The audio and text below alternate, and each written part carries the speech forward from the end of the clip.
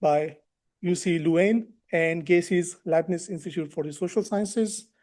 I'm Taimur Khan, senior researcher at Gacy's Leibniz Institute for the Social Sciences, part of the conference committee. Along with me, we have Clemence, Florica, and Benoit. And on behalf of the conference committee and the extended MethodsNET family, I wish you very exciting sessions throughout the 3 days of the conference. It has already started in the morning. We had some trainings, and I believe you may have already attended some of the trainings. So with this, the conference is open, and I hope this opportunity or platform that MethodsNet provide to all the method enthusiasts to benefit from it, have discussions, and share exciting ideas with one another, and use this platform for fostering future collaboration. So thank you very much.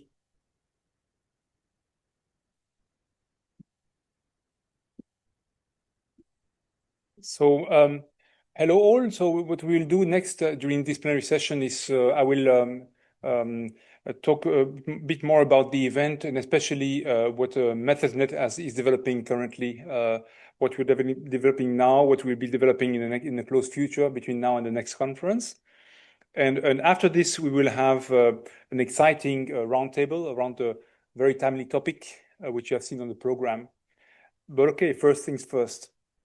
So first, we would like to thank our proud sponsors of the event. There's a long list, but I should explain who these persons or groups are. My university, UC Louvain, is supporting as an institution this event, both the social science and humanities sector, SSH, the Prorector for Research, and also the Council for International Affairs. So GESIS is also supporting as a sponsor, not only scientifically, but also supporting financially.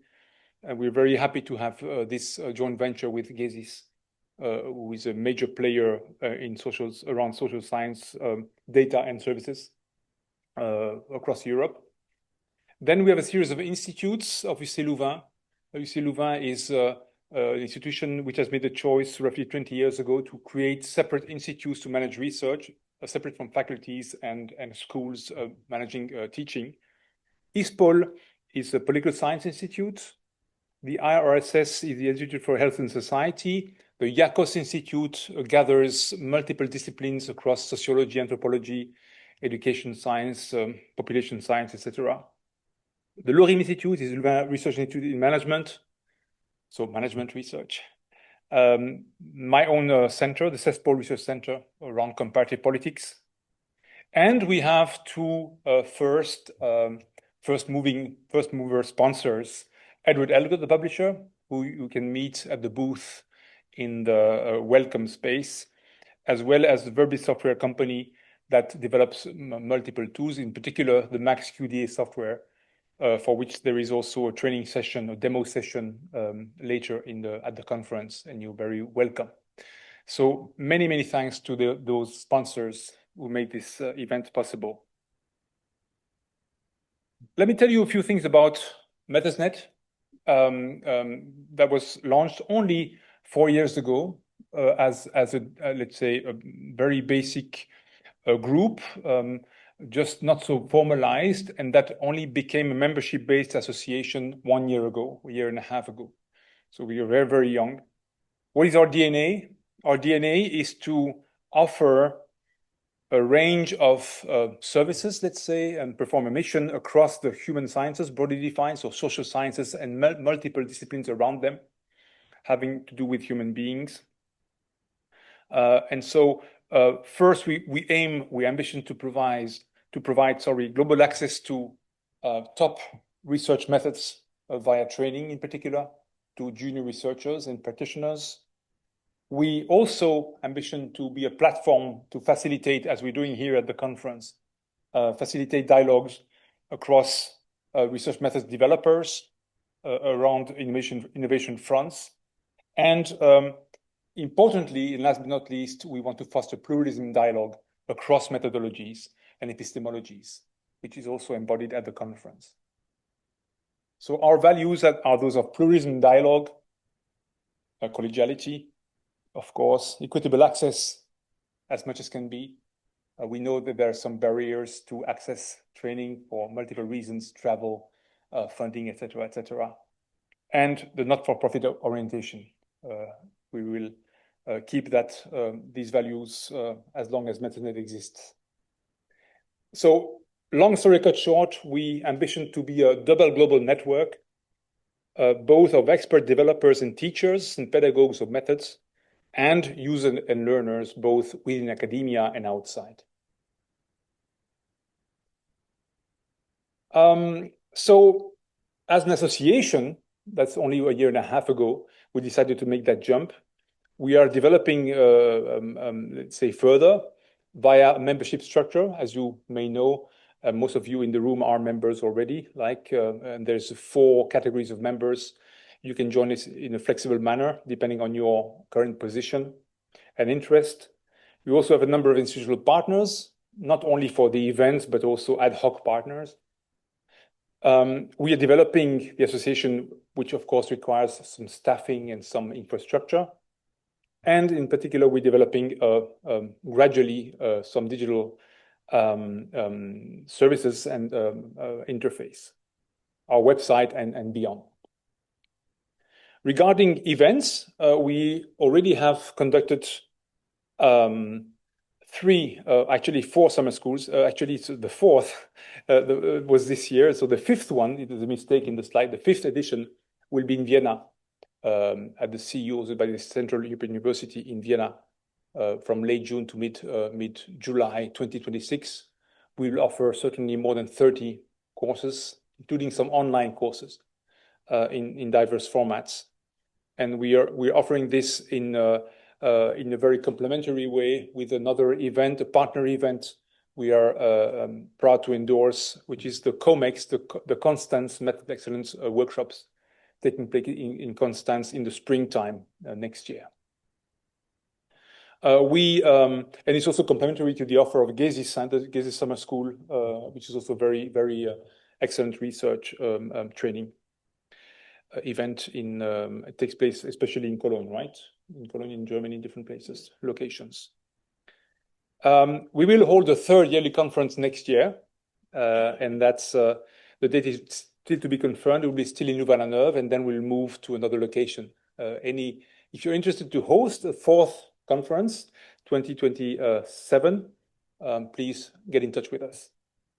And we're thinking about other events, but that will come a bit later. We'll let you know as soon as we have them ready.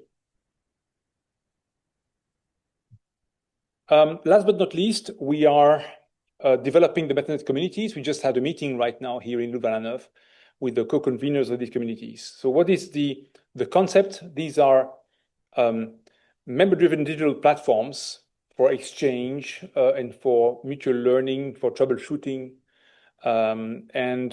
We are currently in the process of launching 6 communities, and you see the list on the slide. The 4 first ones let's say, cover large methods spaces. But of course, within these spaces that are very broad already, there can be sub-conversations and subgroups very easily. And the 2 latter ones are more transversal. And so within the next few months, you will see quite a lot happening around these communities. You will be informed. You'll be able to join some short sessions, some conversation flows, some troubleshooting sessions, etc., by these communities. And this will be open to MethodsNET members, at least for the key resources, and potentially there'll be also something will be open more globally. But it is developed as a membership service for MethodsNET members, both experts and users. So you can easily access these via your membership login. All right. So how can you connect with us if you're not connected yet? Of course, you can join as member. We try to have a very accessible fee policy. You can be involved in the communities, not only as a consumer, but also as a producer of information. You can join our events. simply as a participant, but also potentially you can join and steer some sessions at our events or teach some courses. And if you want to get more involved towards the core team, we're very open. Just get in touch with us. And if you are representing an institution and you want to partner up with us, we have a flexible approach. You can also approach us and we can discuss, one-to-one. And also, if you have some money to spend, we're looking for sponsors, as always, as all associations. But more seriously, we will have here on the ground in Louvain-la-Neuve a meeting. It's in the program about partnership. If you want to, it's a formal meeting, but you can also grab us in the corridors and discuss potential partnering up. We can offer services such as promotion of your activities or potentially joint endorsement of a program, if it meets our mission. We're really a facilitator for your activities in your institutions. Okay, Clémence, you wanted to present this, yes? A few tips and tricks about how to do at the conference. You want to come here, please?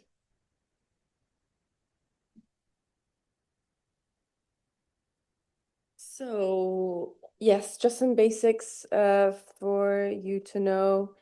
So always refer to the online program for the latest updates. So we might have last minute changes in rooms and things like that. So the online version is always the most accurate if you're a little bit lost. There's also a couple of maps of the two main buildings in the online program in a separate sheet. So you can always refer to that. We have 4 tracks that we designed that are kind of consistent, but you can also compose your own program and pick and choose what sessions and trainings appeal to you specifically. So feel free to go nuts. And then we also have some more sort of special sessions that aren't panel sessions. We have the MethodsNET communities sessions where the communities can meet. So the communities that Benoit just mentioned. So that's tomorrow at 2:30. We have this Meet the Expert speed dating session, which is 90 minutes on Friday morning. And we have business meetings happening here and there. So all of that is, again, in the program. And of course, we have informal networking slots, coffee breaks. There's the conference dinner happening tonight. So all the information, again, is in the program. And there's also a guided walking tour of Louvain-la-Neuve, which will start in the Leclerc Hall in the other building at 6 p.m. tomorrow afternoon. So that's it. If you ever get a bit lost, you can always grab one of us and ask us where to go. And yeah, we would appreciate if you could fill out the evaluation survey after the conference is done. We'll circulate that by email. And I think that's it. Any questions? Yeah, you can always grab one of us. Enjoy the conference. Taimo, that's for you now.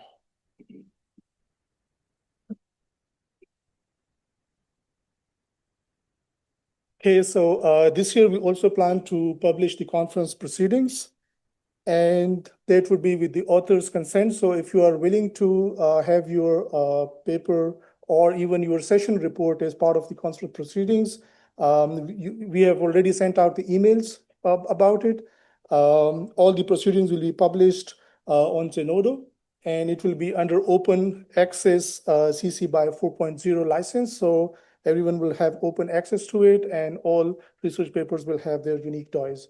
So if you are interested in having your paper being part of the proceedings, we'll have a follow-up email after the conference, maybe a week after, and we'll keep in touch with you to have it published before the end of the year. Yeah. Thank you.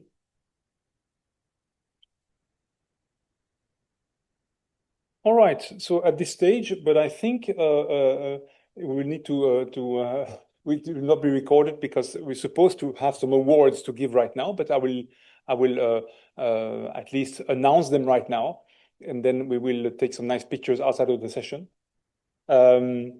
So at the 2024 conference, the first conference, we made a call for 2 awards, a Best Paper Award and a Best Early Career Paper Award. We will also, you will receive information right after the conference. We'll also have a selection procedure for best paper awards for this conference. Again, a best paper and an early career best paper award. You'll see the regulations, and we will, in particular, ask the panel chairs if they would want to nominate some candidate papers. Okay, all right, and you will see all the regulations.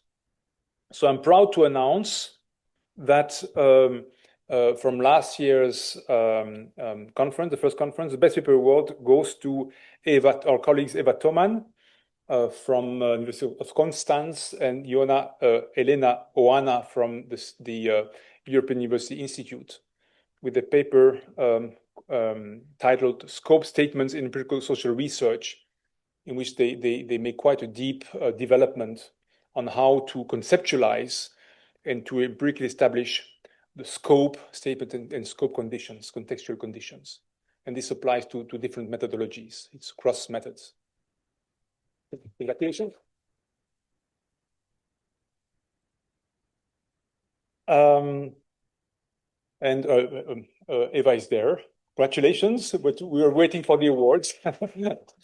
Representing the team. Yes, very first award winner. Congrats.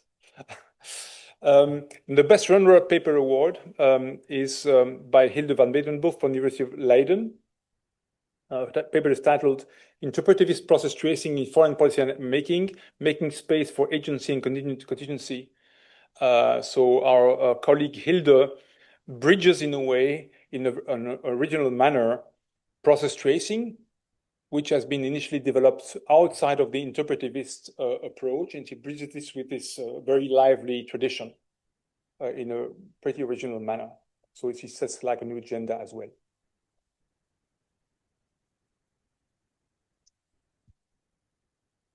And the best early career paper award goes to Eduardo Riotamaki and Levente Lidvai. Eduardo is affiliated to a number of German institutions. I forgot which one is from Giga Hamburg, right? And then two other universities. And Levente Lidvai at the Hungarian Academy of Sciences in Hungary, logically. And so the early career colleague is the first author, not our friend Levi, who is more senior. The rule is that the first author should be early career. And the paper is titled Chrono Sampling, Generative AI-Enabled Time Machine for Public Opinion Data Collection. Eduardo, in particular with Levin for the colleagues, is developing a whole agenda on how to exploit AI in a pretty sharp way to generate, let's say, data from past contexts, if I may summarize in a very long story short. And it's via multiple procedures, that enable them to, how should I say, to model and to control the effect of AI on such constructed data sets. Voila.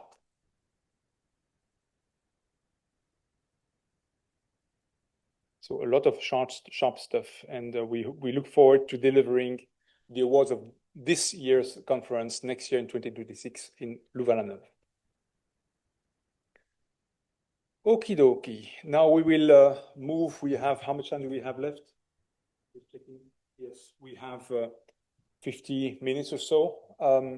And we have a pretty, how should I say, timely topic ahead of us with 3 fellow colleagues with different profiles, from different places, different expertise.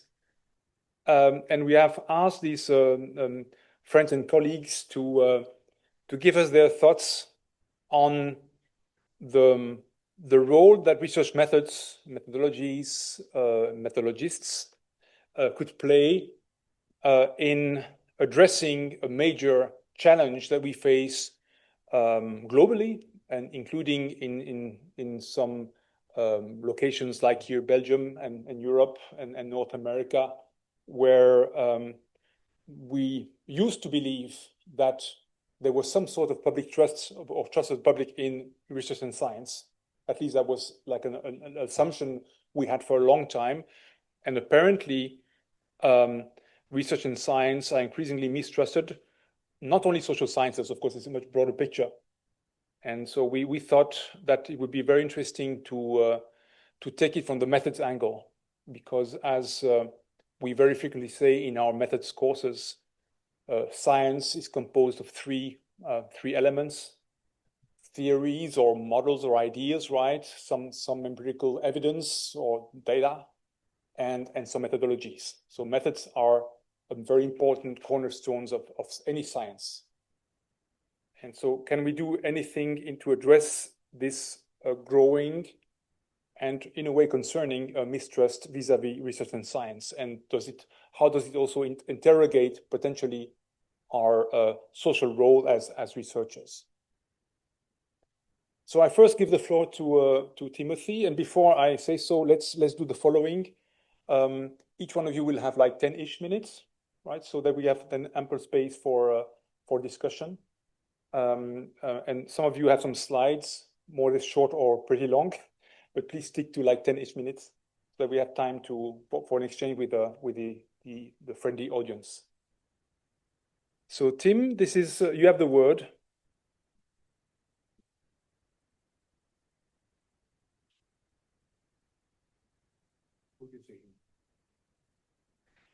All right, thank you very much. I want to spend a few minutes talking about mixed methods research.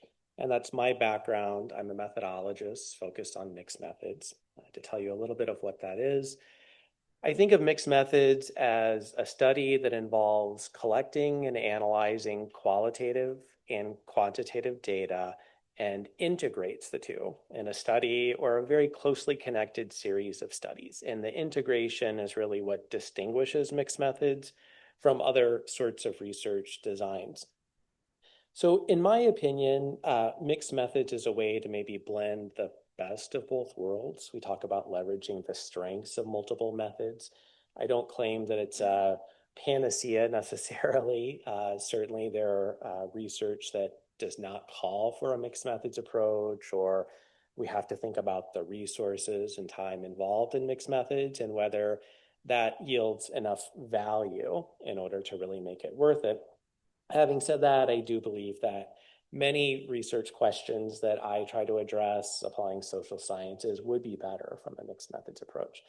So in terms of leveraging the best, and I think this is where mixed methods may have a particular role in countering some mistrust that we see with science, we can blend the value of looking at trends. We can blend the value of looking at generalizability or being able to generalize to a certain group. And then in addition to that, we can have obviously qualitative nuance. So understand in more depth and more complexity and really hear the voices of individuals. I arrived at mixed methods quite some time ago as I was conducting program evaluation, mainly around human services programs, behavioral health services, and educational programs. And I was from a purely quantitative background at the time, and I was conducting, what I would consider fairly sophisticated analyses of programs using multi-level modeling and propensity score matching because we couldn't necessarily control for conditions and that sort of thing. Because the programs that I was evaluating in the US, because they were funded by the government, essentially, we had certain reporting requirements we had to meet. And granted, the environment has changed a little bit in the past year, but I think some of this is, certainly true today. So I would produce these reports and then tune into a legislative session where they were looking at the results of my evaluation. At one point, I decided that I would put in some quotes from family members. And I was astounded at the time because the policymakers ignored everything that I did quantitatively. That's maybe an exaggeration. I wouldn't say they ignored it, but they really zeroed in on the quotes. For whatever reason, that is what spoke to these individuals. I think they could really relate to their constituents, people they were working with. That honestly led me to mixed methods research, where I became interested in the value of qualitative methods and then integrating the two and bringing the two together. I think a lot of that is still true today when we think about the potential of using more than one method to more completely understand a research problem. There is a little bit of empirical evidence to support this as well. There are a few studies that have been done appraising mixed methods research and the value added of mixed methods research. One of my favorites is by a colleague, Courtney McKim, and she did an empirical evaluation of mixed methods written reports, really, compared to more of a mono-method study. And in this, she found there was evidence that there was value added from a mixed methods approach. So individuals reading a mixed methods passage tended to perceive it as more valuable than those who looked at a solely qualitative or quantitative passage. They perceived mixed method studies as presenting more evidence for the findings than either approach alone, and more rich interpretations of the results. And ultimately, they had an increased confidence in the findings of mixed methods research. So granted, this won't appeal to everyone. Obviously, there was a distribution here, as there is in everything. But if we think about moving the needle a little bit more towards more trust for science, it might be a way to think about doing so.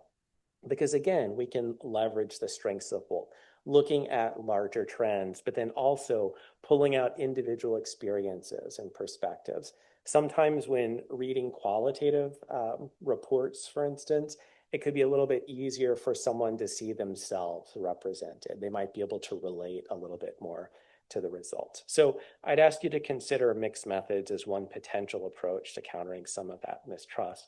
Of course, this can only be done with transparency. So there's, of course, another side to this. And I think this is a weakness of mixed methods research and mixed methods researchers right now. For one, we do have I would say, a general lack of reporting standards as compared to other methods. And I think that has made it difficult. Studies that have tried to appraise the quality of mixed methods research have identified problems throughout. Many of those problems are related to the description of the methods themselves and the detail of the methods. I have, in my career, looked at hundreds, probably thousands of manuscripts, certainly hundreds of proposals for a thesis or a dissertation or grant applications. In all of that time, I don't think I have ever seen feedback that you have too much detail about your methods. However, as an editor, which is one of my roles, every day when I look at reviewer comments, I see critique about the detail of research methods. We need a little bit more here. We need to really understand what you have done. We need to understand in a way that we could possibly take what you've done and then apply it to a new setting and use those methods ourselves. And I think that's the burden that we should really strive for when writing about research methods. And I think it's particularly challenging for mixed methods research because it is a bit more complicated. It's harder for people to grasp. I can talk about having a qualitative component and a quantitative component, but then how you bring those together, how you integrate them, that's a little bit more elusive and more difficult to explain. So as a call to everyone, I would just think about anyone who's interested in developing standards, good standards, please do so. The field needs it. There are several who are working on it, but then also really think about detail for your methods. I think it is one way to move the needle maybe slightly towards some of the mistrust we have over science. Thank you. Thanks a lot.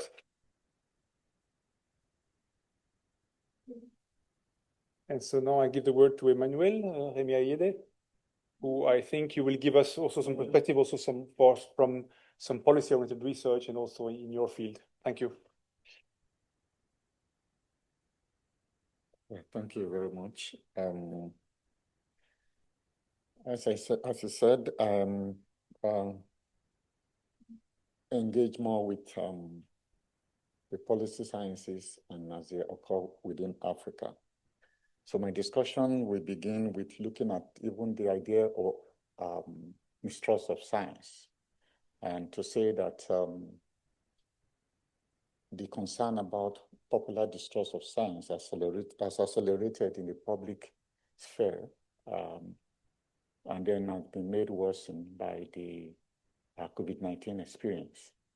But of course, it has caused many scholars to begin to engage the notion of mistrust in science, and a series of surveys have been conducted. The latest one covered 68 countries with several thousands of respondents. And the idea is really to see how this situation is occurring across the globe. And for the first time, African countries were listed among the countries that were surveyed, among the 68 countries, including Ghana, Nigeria, South Africa, and a few others. The report from that study suggests that even though there's some form of mistrust of science, it seems relatively people still trust science than many other professions or other sources of information. And so the question is, what is then the nature of the mistrust of science that exists now? What specifically, for instance, or how would we define mistrust of science and research? And in what ways is this manifested? What I try to do is to not engage the global debate, but to address it from an African perspective. And to say that the question of mistrust of science can be looked at from three perspectives. The first has to do with the scientific community and citizens of the various countries, what they think science and research is good for, and whether they can completely rely on what scientists tell them. Within the African context, we can look at different dimensions of this issue. The first has to do with how research is conducted, especially given the fact that within the African continent, research is often driven by government or non-governmental organizations, including researchers from the North. And the population often think about researchers coming to the field, going away and returning again, and asking the question, what have we benefited from such studies? The second one has, of course, in relating to African governments, they look at their performance as a basis of, assessing whether they should trust research sponsored by African governments as well. The second challenge here is also that within the African continent, we talk about populism in the North as a major source of mistrust of science. But in Africa, we also talk about the rise of religion, the emergence of fundamentalism that sometimes resist scientific results as a major source of mistrust. The second point is how the scientific community relates with the policy community within the African continent. The idea is, which is what raised the policy science movement in the first place, that if people believe in scientific evidence, then they are likely to use it for decision making and for policy making. So if they don't believe in it, then there's likely to be that continuous disconnect between the producers of knowledge and the policy community. And this has been raised in the context of a movement within the African continent that there should be evidence-informed policy making. And this movement has gained traction within the continent. But because for over 2 or 3 decades ago, under the neoliberal policies, the whole idea of developing evidence was relegated to the background. We have many think tanks at independence. Many of them became ineffective during those periods because of the rolling back of the state and the squeezing of funds to those sectors of society. Now there's a revival of that, of the need for evidence within the policymaking, which I think is also part of what accounts for the relative confidence from those surveys that Africans still trust science to a very significant extent. The third part has to do with the debate within the scientific community itself. And this has to do with science within the African continent, and then, of course, the relation and interaction between the science that's done in Africa, and then, of course, scientists from the North who do work in Africa. Traditionally, of course, scientific research is best when it is subject to peer review, when controversies are trashed out and the debate is robust.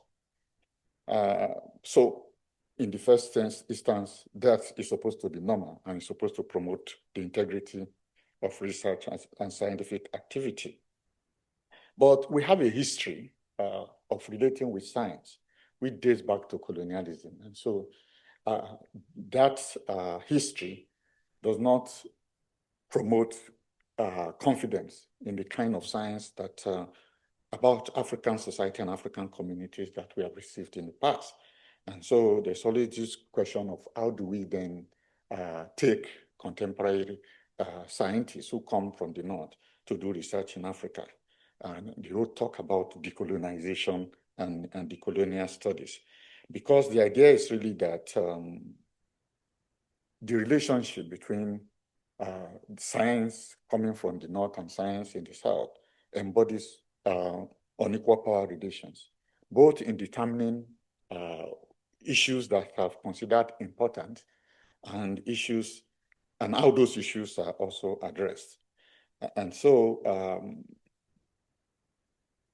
there's always this question about the intention of scientists when they come to Africa. And you can see resistance even to vaccines and all of that as a result of practical experiences, and some of which we have also experienced in Nigeria, and they have raised all kinds of controversies. And so the question of power relations addresses a number of things. One, that if science and research is done with all the requirements of integrity, then we stand a better chance of having more confidence and trust within the scientific process. It is not just about North and South. It's also about the capacity within Africa, to generate knowledge and to have a voice within the global scientific community. I'm sure if you just Google, you see the percentage of Africa's contribution to knowledge. But even more important is really that those who fund research set priorities. And most of the time, these priorities are not African priorities. They are not set by Africans. And so you'll find that the dominant orientations, whether in terms of models, in terms of values, are often not in tune with Africans and African communities. And then the other part is the kind of partnership that exists between researchers in the North and the researchers in the South. This partnership often reflects the power relations that I've talked about before. And so you have a situation where the nature of such partnership will have to be revisited. And as part of the concern about this, the African Union actually developed a strategy to promote innovation and scientific research within the continent. And this intervention is actually part of the larger vision, what we call Vision 2063, about the Africa we want. And the idea is that if Africa has to have a voice and to determine its future, then it has to promote research and development. And African government must also invest more and research within the continent, so that we can properly engage the research process with a strong voice, representing the African perspective of some of these issues. I think the bottom line is really this, that just like other societies across the globe, in the South, there's still a strong trust for science. But of course, there are some of these challenges that stand in the way of advancing that trust. And in order to be able to do this, a number of things have to be rethought regarding, first, the insistence on high standard of integrity in research and scientific activities, be they being done in the North or being done in the South. And the other one is really that in terms of setting priorities, it's a little bit tricky, but we have to build positive partnerships that do not crowd out the voice of researchers from the South. And that's decolonizing knowledge itself must be taken very seriously. If you look at the feminist movement, the whole idea of neutrality of science or the objectivity of science, which has to be interrogated, is something very vital to this process of decolonization. And increasingly, of course, given the nature of global problems, whether it's climate change, whether it's pandemic, there's need for more partnership, because we also saw when the vaccine started rolling out, where the products were coming from, and now the products were also distributed. So these are lessons that we have learned from these previous experiences, and they provide the background for looking at methods.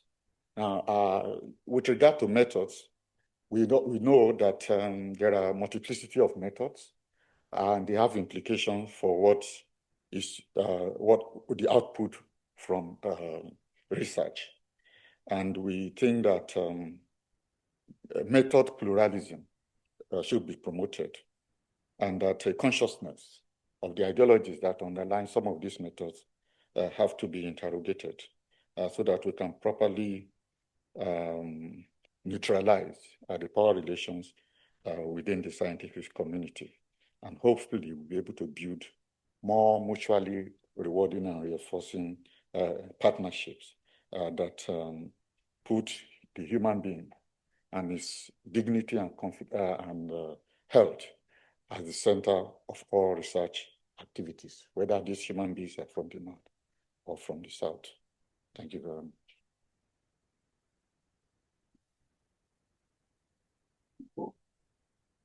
So as a last intervention, we give the word to Dr. Boda Tavora from the University of Münster, and I think you're going to bring perspective from communication research in particular, right?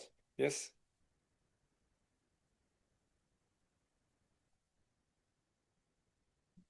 Hi, everyone. Good afternoon.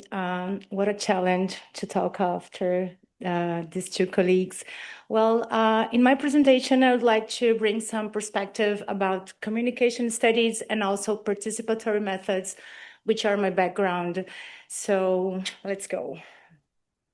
So I would like to interrogate and reflect a little bit about science disinformation, not starting right now, and this mistrust, and also conclude with how communication and participatory methods also bring some perspectives to think about the mistrust in science. So as a participatory researcher, I would start with participation. And so, yeah, what we are looking at these pictures, what do we see in common here? Maybe here. Someone? War, conflict.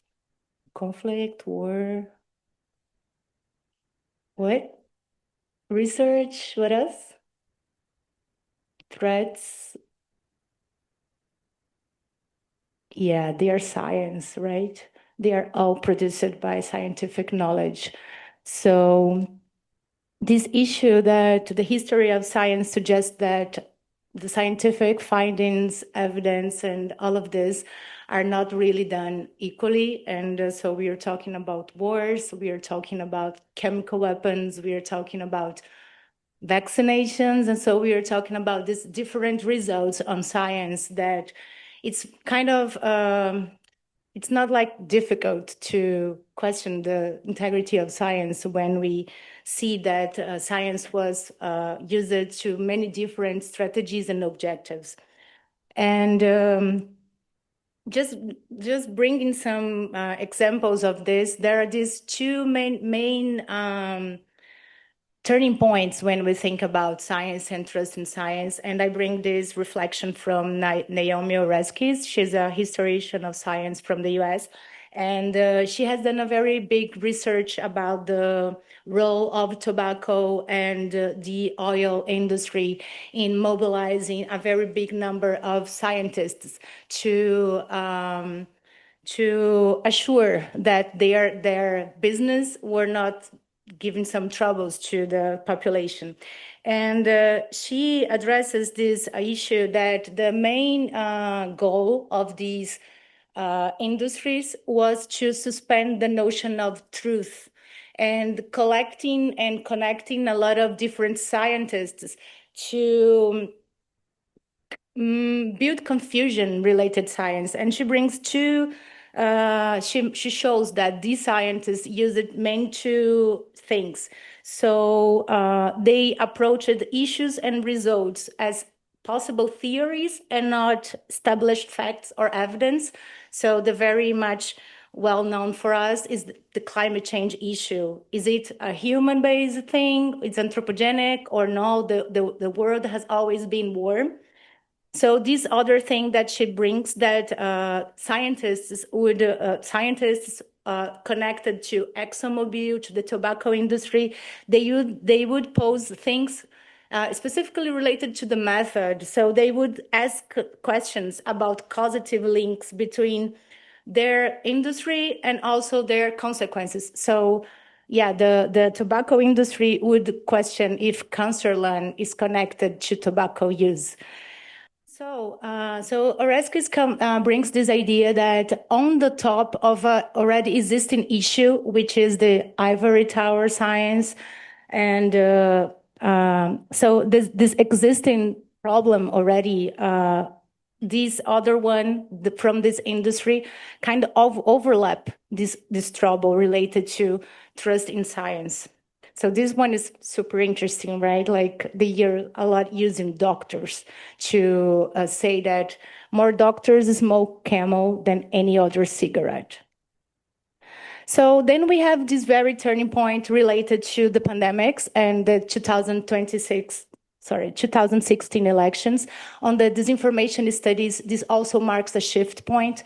That's like the very first time that the world has seen the possibilities of the big techs and digital platforms, and a lot of science denialism again coming together with it. Another turning point, the COVID-19 pandemics also brought this one more layer on our already existing issue related to the scientific denialism. Okay. And so at this point, there was a lot of discussion. Everyone has, I'm sure, an example to share of someone in your family who is super well educated, or someone who has always gone to the doctor and for different reasons just didn't get vaccinated. So it came to put another layer on our trust in science, and the World Health Organization, for example, named it as infodemic, what would be like this overlapping context of information, but also diseases that put all the thing more complex. And more recently, the 2024 elections, that we can see this very representative picture of the big tech companies supporting the specific governments. And we all also know what happens related to science. And finally, this scenario brings a perspective of Neuberg and colleagues would call as the epistemic crisis situation, where there is like this idea that truth cannot be known, And so like informally, people would say that the epistemological thing would turn into a I epistemological. So the I in the word epistemology to refer to this idea that personal experiences or my very group experiences would then explain what happens in the world, and the truth cannot be known because there are so many realities that you cannot just refer to this kind of truth. And in the micro level, like individual level, it has also, Nelber and colleagues would say that it brings and fosters a lot of increase of uncertainty, that rise of strong emotions, fears and hate, and all the hate speech and atmosphere. And so one more connection with our topic. And finally, the epistemic crisis bring this perspective that these three gatekeepers of scientific or information knowledge, which would be journalists, doctors, and scientists, those three people in society got discredited. So this idea that those that were the epistemological leaderships that we could rely on, they are the very well who are being attacked. So we have this scenario here, a very much historical overlapping crisis of mistrust in science. And then we have a challenge, right? Many challenges, I would say. I will bring just this communicative and participatory thing, which would be that beyond the scientific community, I mean, that's super inspiring to listen to the mixed method because it's kind of, you have a feeling that you need to go further when you look at data and so on. But then I would ask, which methods matter to the general audiences? I mean, we know the methods that matters for the scientific audience, transparency, reproducibility, and accuracy, and so on. And then if we are talking about people, and if we make science for society, we should also ask what methods matter for general audiences, right? And this is a very binary image, but just for you to grasp who we are talking to when we talk about talking to the community. And so I would bring some reference and inspiration from science communication. I would assume that many of you are already doing it, or your university are pressuring you to do it because it became such a topic after the pandemics. And so I bring some inspirations for us. And I would divide my next talk into potential ways that science communication is reflecting about the mistrust in science, given some specific points. So I think the first thing to think about how we can communicate with audience is not thinking that the researcher himself, now he has to put one more layer and be a scientific communicator, because it's not like easy, or it's not like a talent for everyone. So the first thing is, and I talk to people here who maybe it's on the like high topics on your institutions, science communication should be strategically designed as a method that requires time, plan, and funding. Of course, that you cannot imagine that you just put up one more step on your scientific plan and it's not being funded or planned or time consuming how it is. And the other one thing is that the interaction with population research, it's another topic that science communication address. So regarding the interaction with population, this idea that the different levels should employ different methods and strategies. So avoiding what, we could say like extractive consultation and allowing like meaningful dialogue. Melt Cafe and colleagues, they have evidence that that when this kind of interaction between like you were doing with participants, or you were recording a video, or you were like mobilizing people to work on your research, some step and some attention should be done related to interaction with these participants. So mutual respect and overcoming these limitations of the traditional ivory tower.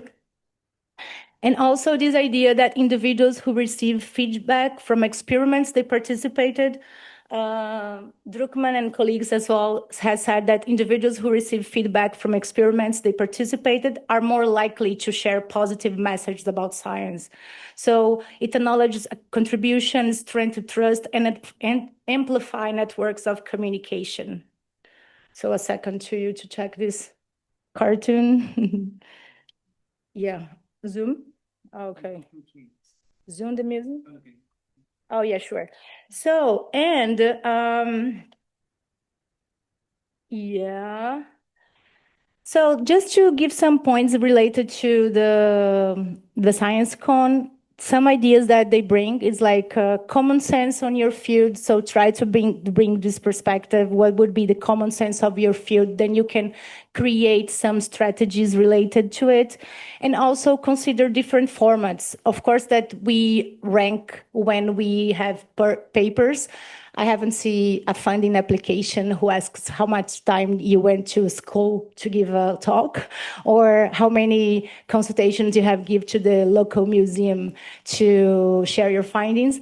But I think that we should acknowledge, and from the next steps, funding and institutions should acknowledge how much scientists could put in society. Otherwise, if we don't make space for money, time, and planning, we won't talk to communities. So I'm not saying that we should be Carl Sagan, and I would like to bring this reference. If you don't know it, I totally recommend to Google it, because he is considered one of the first scientific communicators. He has this TV show talking about cosmos, and it's very much reference for science communication.